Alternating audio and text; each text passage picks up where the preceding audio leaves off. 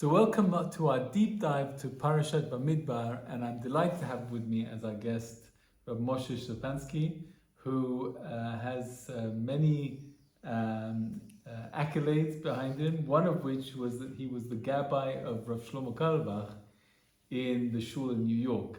So Rabbi Moshe, tell us a little bit about that experience. It must have been an awesome experience for you. Well, it was a tremendous privilege. First of all, thank you so much for inviting me to be part of this webcast. I appreciate that. And hopefully it'll be very beneficial for everybody listening in. Amen.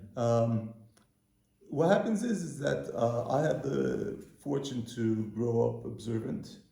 And I was born in the States, grew up in Israel, was back in the States, and I was involved in informal education with high schoolers in the United States, informal Jewish education, if you will. And I just felt that something was missing. It wasn't quite as real. And then I had the privilege of meeting Reb Shlomo and Reb Shlomo's twin brother, Reb Chaim Carlebach. And they had taken over after their father left the world, his shul on 79th Street on the Upper West Side of Manhattan.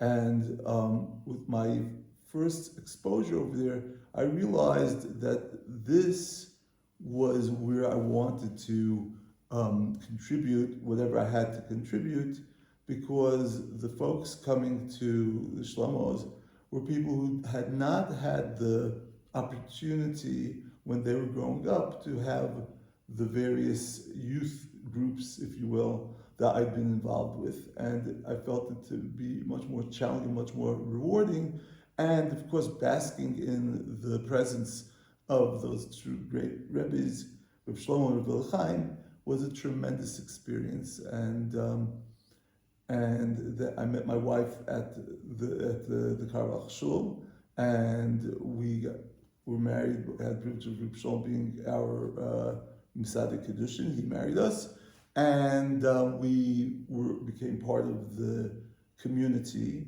And I had the privilege of serving as the last gabbai by Shlomo before he left the world. So, and after he left the world, so we continued being part of the community until it was time to move here to Tzfat. And we're very pleased to be here in Tzfat. So we're very pleased to have you. Tell me, if you had one thing that changed your life as a result of that experience of being the gabbai with Rav Shlomo Carlebach, what was that? What would that be?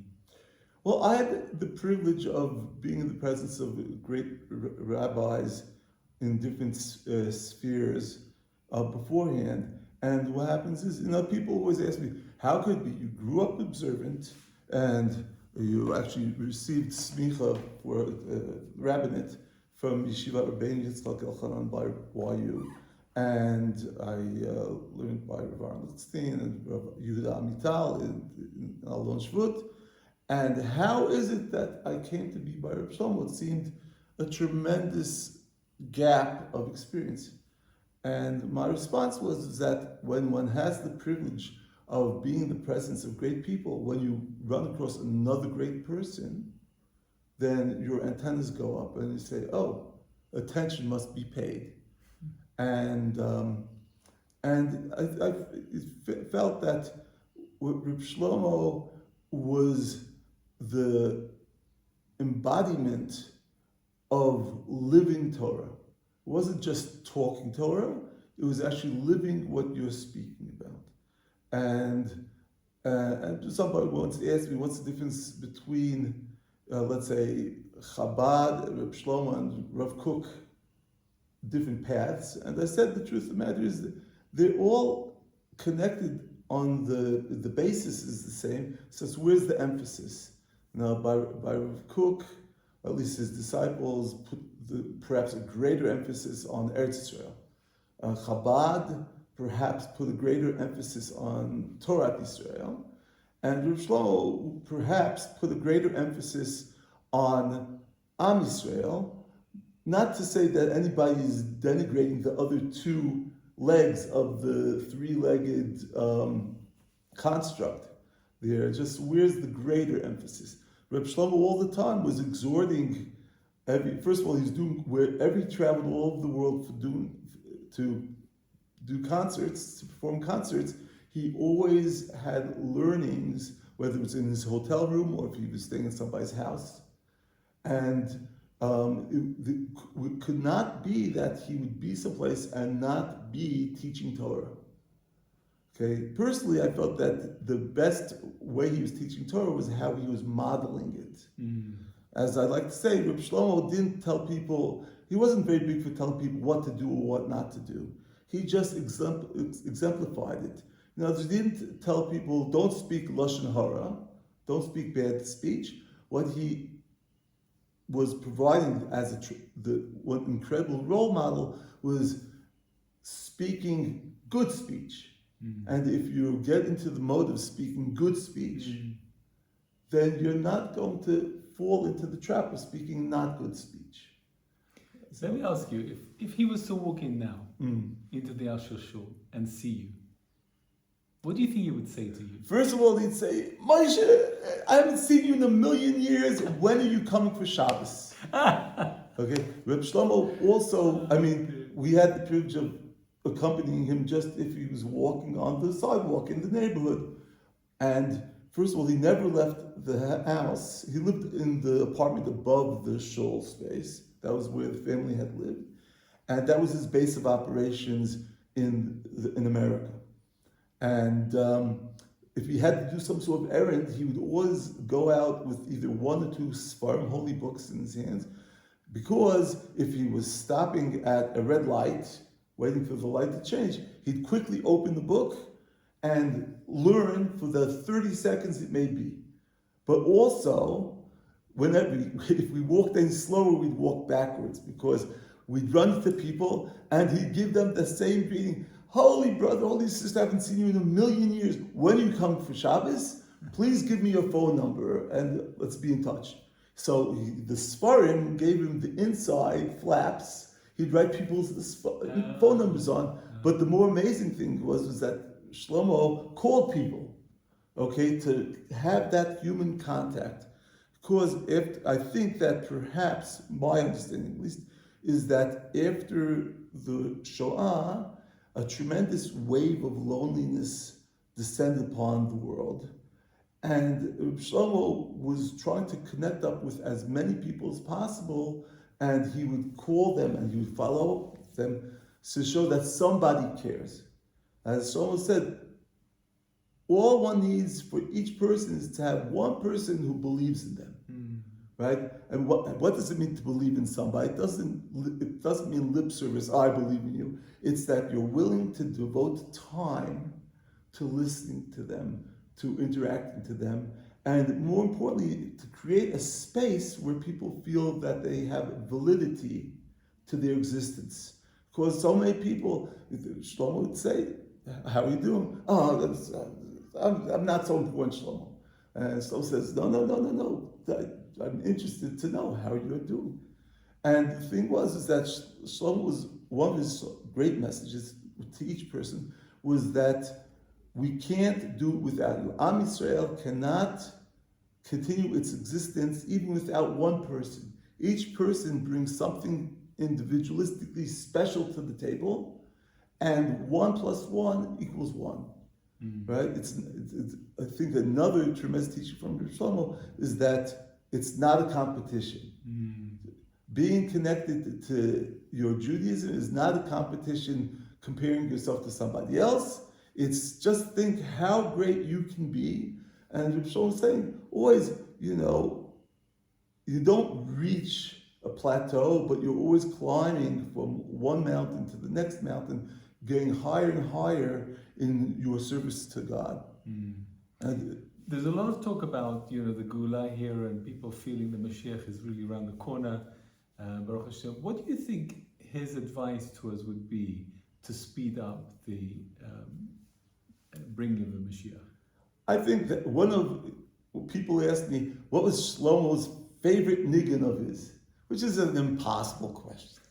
Okay? But I told people, I said... That's your favorite child. Yeah. So I tell people, I think that Reb Shlomo had a group of favorite nigunim, and the indication for me is what nigunim he would use in all different parts of davening, all different parts of prayer, and those tunes that he brought down from the heavens that were used for more times during tefillah, during davening. Perhaps that was an indication that those were amongst Reb Shlomo's favorites. So I think that perhaps Reb Shlomo's most famous song, not necessarily his favorite song, but his most famous song is the L'man Achai V'Roi.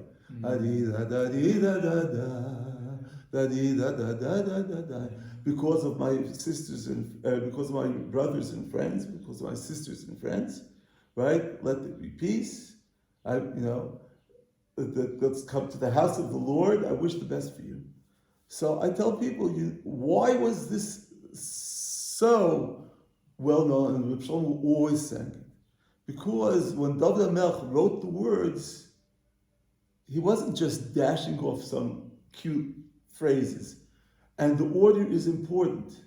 So first we have L'man Achai V'Roi, for my brothers and friends, for my sisters and friends, right? And only afterwards is the house of the Lord. So I think that Reb Shlomo again was perhaps emphasizing. Reb Shlomo was very subtle. Okay, was sometimes it's too subtle. People didn't get the message. But that if we wish to accomplish the redemption and the mikdash, the holy temple, coming back into our lives, I think we have to get it together to get Am Yisrael together. I think that's perhaps what Rav Shlomo was saying. Very good. Well, I have a great Akarat Tov to you and to Rav Shlomo Carlebach, because if you remember, in the height of COVID, we did a Malava Malka for his Yortzeit, and 50 odd people came. It was at that night that I met my Kala. So I'm greatly indebted to both of you for engineering that. Reb Shlomo used to say at chuppahs, "La'osei niflot gdolot levado ki le'olam chasdo." That's part of the great Hallel that we say during Pesukei de Zimra of Shabbos and Yontif mornings. Okay, it's also in the Haggadah. It's considered the great Hallel. Hodu Lashem Kito Kilon Chasdo, and it goes down the line. So La'osei niflot gdolot levado ki le'olam chasdo. Reb Shlomo says, for soulmates finding each other, it's only God's handiwork, because sometimes you have people who grew up in the same neighborhood, perhaps they were even next door neighbors, but they never really connected. And then 20 years later, all of a sudden they're getting married, right? Or you have people come from the ends of the world, right? And they get together, so this is God's handiwork. It's a mamash, a miracle, and I'm grateful to you, God, for the miracle you bestowed on me, Baruch Hashem, and please, God, to everybody who needs a zivug. Amen. So let's go straight into the parasha, and I want to bring to our attention this idea that, we're going into the Midbar, we are being asked to prepare for our major task, which is to bring the light of God into the desert of the world. And the first thing that happens is that God asks Moshe to count the people. And we have a counting. This is the third counting. We counted after Yetziat Mitzrayim. We were counted after Chet HaEgel to see how many people were still there. And we were counted now, which is the first of Iyar, the second year. So we're about a year, just over a year from Yetziat Mitzrayim. And the Alshech says two things that I wanted to bring out in this discussion. The first thing is that when we went up to Matan Torah, the Bnei Israel saw in the prophetic vision that they saw how the angels were camped in 4 camps around the Shekhinah. And they asked a request from God. God, please, let us likewise camp in the same way down in this earth. And that request was made in Matan Torah, but it wasn't given to Bnei Israel until a year later. And one of the things I wanted to pick up is this idea that, we should pray for the things we want, we should visualize the things we want, but don't expect it to happen tomorrow. It'll happen in God's time. What's your thought on that? Well, the bottom line is the Gemara tells us that there is no sincere prayer that goes unanswered. But the Gemara asks, but we have a pasuk that says that somebody who prays for a long time is going to end up with a lot of heartache. So the question is, how do you reconcile those two things? So basically, the rabbis and the Gemara say it's quite simple. If you're praying sincerely without any expectation that because you've prayed, so God is going to be a cash register and throw out a Coca-Cola bottle because you put the prayers in, so the heavenly Coca-Cola bottle spits out the Coca-Cola, right? Then that prayer never goes unanswered. But if you say, I prayed for 5 hours, Master of the world, come on, where's the tit for tat? Where's the quid pro quo? I'm expecting whatever. That's where you're going to end up with the heartache. So, to a certain extent, the true service of God, there are many ways to serve God, so I don't want to say this is the only way to serve God. Or as Shlomo would say, there's no other way, meaning that each person has their own individual path to serving God. But one has to, and we learned this in Pirkei Avot also, do not be as a servant, do not be as somebody serving God expecting remuneration, but rather be doing that out of your desire to have that connection with Kadosh Baruch Hu. So again, as this formation, if you will, of sometimes, as everybody knows, perspective lends tremendous clarity, and as Shlomo said, what type of God would it be who is at the beck and call of the subjects, right? What type of king is that who's at the beck and call of the subjects? Okay, there has to be a certain element of mystery because you cannot know the unknowable. And part of our journey through life is trying to discover our connections, because God is infinite. So the connections to Kadosh Baruch Hu are similarly infinite. Okay, the question is, what's my specific individualistic connection to God? And this is what we go through life trying to divine. So what happens is the Holy Zohar talks about this thing about, the counting and the blessings. To a certain extent, our sages tell us that blessings only reside on something that is hidden. Not counted. That is something that's not counted. So what is it about something that's counted that's a detriment? So the Reb Shimon, the Zohar says that when you count something, you're ostensibly putting a limitation on it, right? In other words, you're making something finite, okay? And blessings are meant to be infinite. Blessings are, the word for blessings, bracha, is connected to the word for an unending pool, a berecha, it's the same letters, right? So when we're trying to tap into the source of all blessings, we're trying to tap into that limitless source of blessings, which means also that we cannot put our fingers on where that blessing is going to show up at what time, because again, it's not on our timetable, it's on Kadosh Baruch Hu's timetable.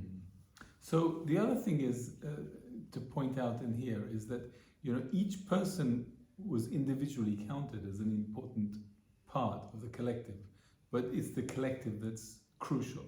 How do we balance this pull between individuality and surrendering to the collective? A collective is only as good as the sum of its parts. Okay, as what the famous saying is that the sum of the parts is greater than the individual parts connected. That's, of course, if we speak on a linear level, right? 1 plus 1 is 2. But as Reb Shlomo was always saying, 1 plus 1 is 1. Okay? So that's each person's individuality in and of itself is also infinite. In other words, the duality of our existence is we have the finite and the infinite. And Reb Shlomo was always saying from the Ishbitz Rebbe that perhaps the greatest challenge of all for us is to find the balance between the finite and the infinite. What does that mean? It doesn't mean that everything is 50-50. As Reb Shlomo said, a lot of his chevra, the hippies, were masters of the infinite, right? You know, it was like, for instance, you know, when Reb Shlomo was giving over at the Seder, eating matzah. So if you're in the right frame of mind, when you're tasting the matzah at the Seder, you can actually feel as being part of the nation that came out of Egypt. In fact, that's what each one of us is supposed to feel, that we ourselves came out of Egypt. Okay, and we know that the redemption from Egypt is the paradigm of all future redemptions. So that if you're really in the right frame of mind, you could perhaps even gain a glimmer to the future redemption when you're eating matzah. So, which is obviously a tremendous, infinite concept. But Reb Shlomo says, but if your matzah is being baked for more than 18 minutes, you have a problem. Okay? The flip side of that is our Torah is so holy and is so divine, and there's so many components. So, as anybody who has taken a deep dive when you're learning the laws of Pesach, for instance, right, or the laws of Shabbat, or even the laws of our daily interactions, there are so many levels and so many layers. The thing is, Shlomo says, so it would seem that's very finite. And the danger is sometimes one can be so caught up with the finiteness that you miss the connection to the infiniteness of it's all emanating from Kadosh Baruch Hu. There's a famous story with the Kotzker Rebbe. The Kotzker Rebbe had all these tremendous Torah geniuses learning by him. There was the future Gerer Rebbe. There was the Ishbitz Rebbe. There was all these tremendous. The base measure was like on fire, and they're learning. Probably there were like rings of fire in the atmosphere of the base measure. But the Kotzker Rebbe would sometimes come in and give a clap on the bima and say, friends, I know that the learning is to the highest heavens, but when is the last time anybody thought of God? Okay? And that's one has to have the eye on the ball. In other words, yes, we are involved in the minutiae of, and each minute component of Jewish law, Jewish life is infinite in and of itself. But it only derives its infiniteness from its connection to the Holy One. So we cannot divorce the finite from the infinite. And that's a tremendous challenge. So sometimes one has to have a little bit more infiniteness and a little bit less finiteness. Sometimes one has to have a little more finiteness and a little less infiniteness. As I mentioned, the matzah can't be more than 18 minutes baked. Otherwise, you're in real trouble, for instance. So let me ask you about this, the thing that was bothering me in the Alshech's Torah that I couldn't really understand, and maybe you could help us to do that. The Alshech suggested that when Bnei Israel was given the answer that they too could be camped in 4 groups, each group had 3 tribes in, and they kept their individuality by each tribe having its own flag, even though Are we in the pause mode or what? I don't know. Sorry. Okay, it's fine. Just Thank you. So one of the things that I couldn't quite understand from the Alshech is this idea that when we became the Merkava, when we were organized in this like an army with 4 camps around the Mishkan, the 12 tribes split up into 4 camps in the Mishkan, that at that point we then took over from the angels as the holding bay for the Merkava. And the angels became our army. And I'm really struggling to understand what it means that the angels became our army when God answered us by giving us the kavod of being his entourage for the Merkava. well, Rashi also brings down that the paradigm for the way the tribes were encamped around Machane Shechina, after the encampment of the Shechina, which is the Kodesh Kodeshim, was actually set in stone, if you will, when the tribes accompanied their dearly departed father, Yaakov Avinu, to his final resting place. And basically there were 3 sons on each side of the Aron of Yaakov Avinu. And that encampment served as the blueprint for the Yidden's encampment, the tribes around Machane Shechina, around the Mishkan. Now what happens is, in the interim, of course, Am Yisrael, which was developing into Am Yisrael, right? The 70 souls which grew and developed into Am Yisrael were in slavery. Okay? And it perhaps one can understand that what the Alshech is talking about, that the Yidden at receiving the Torah saw the supernal encampment, and therefore they wanted to have that as a sign. It could be, perhaps, that the way the angels were encamped was really the echo of, or perhaps just the blueprint that was set down from Yaakov Avinu's burial, and that this was sort of in a delay till Am Yisrael would receive the Torah and descend to that higher plane. The Zohar Kodesh always mentions that there's an interplay between what's happening down in this world and what's happening in the supernal world, that there's a certain mirroring that goes on over there. So it's not, and if one recalls, what was given over to the tribes, how they were going to encamp, was actually related by Moshe Rabbeinu. That's the way our parsha goes forth. Because it's tell Moshe Rabbeinu, they tell them this is how they're going to be set up. So who's Moshe Rabbeinu? Moshe Rabbeinu was the harbinger of the redemption from Egypt, and basically both Yaakov Avinu and Yosef HaTzadik on their deathbeds told Am Yisrael, listen, we can't tell you when the redemption is going to happen, but we can tell you that there definitely will be redemption, so keep your hopes intact.